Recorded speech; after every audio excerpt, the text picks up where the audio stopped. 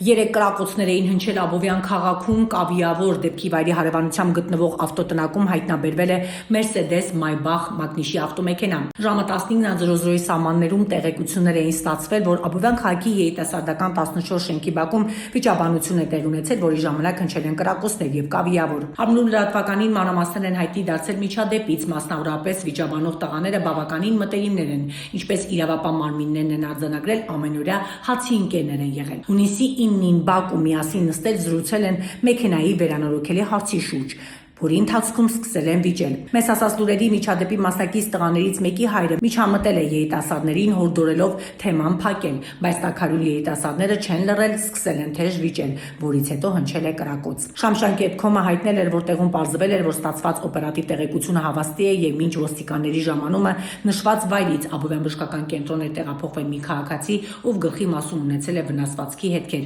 Նրան տեղում անհրաժեշտ բուժօգնություն ցուցաբերելուց հետո շտապօգնության մեքենայով տեղափոխել են Երևանի մասնագիտացված հիվանդանոցներից մեկը։ Դեպքի վայրի հարևանությամբ գտնվող ավտոտնակում հայտնաբերվել էր Mercedes Maybach մակնիշի ավտոմեքենա, որը ըստ նախնական տեղեկությունների տուժածինն է։ Գործով ընթանում է նախաքննություն։